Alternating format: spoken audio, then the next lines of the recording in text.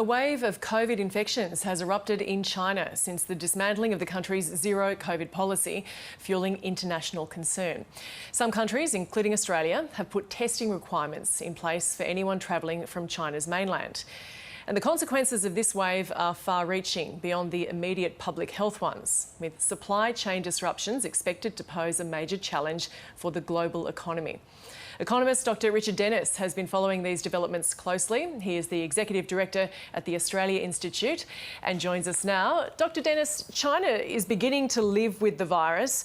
That means, though, a lot of people are sick, a lot of people are staying home. Beyond the local health impact, what impact will this have on countries like Australia? Look, unfortunately, COVID's spreading very rapidly through China. Vaccination rates are low and the quality of the vaccines are low, and hundreds of millions of people are likely to get sick in the coming months.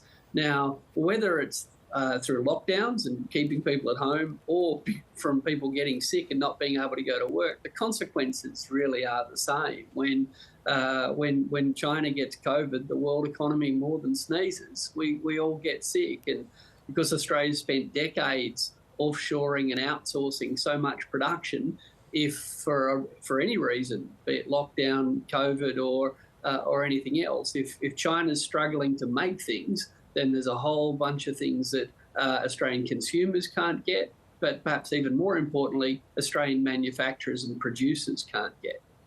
So we have felt the effects of that, and as you say, there were quite strict lockdowns under the COVID zero policy.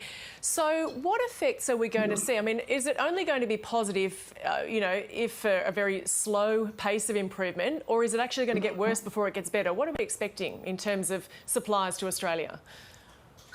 Well, I hate to say it, but you'd have to ask the epidemiologists how bad the COVID's going to get in China. But what we can say as economists is we've seen through the early lockdown periods with COVID, through the war, Russia's invasion of the Ukraine last year, we know what happens when supply chains get disrupted. We know what happens when the price of things surges because demand is high, but we can't make them. So for the last couple of years, unfortunately, we've got bitter experience with this.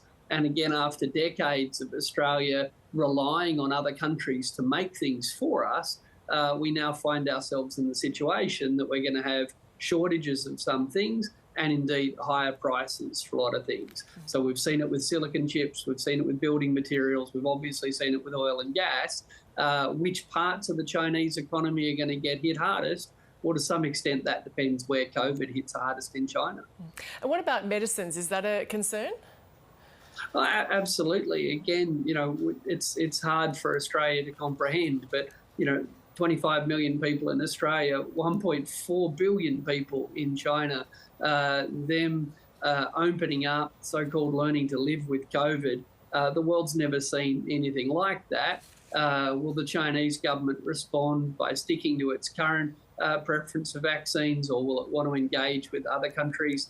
Will there be shortages of medicines that we take for granted? Certainly some countries are already having problem with simple painkillers and paracetamol. So, unfortunately, in for yet another bumpy ride, not at all unexpected, pretty much exactly what the epidemiologists have been telling us to prepare for. But, in the middle of Australian summer, it's nice to pretend these problems have gone away. But to be clear, they obviously haven't. And as you say, all countries are going to feel the effects of this as China learns to live with the virus. But relatively speaking, how does Australia fare compared to other countries? What systems do we have in place? What are our bright spots there?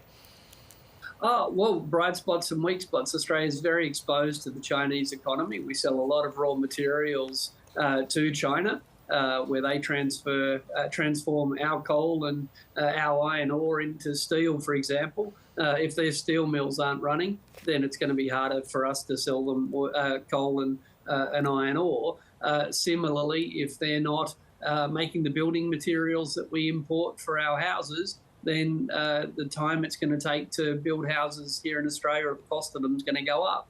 If they get through it quickly, that'll be good news for Australia. But because we are so interdependent, if they struggle in the next 6 months, then Australia's going to struggle more than average. Dr. Richard Denniss, economist and Executive Director at the Australia Institute. Thanks for joining us. Thank you.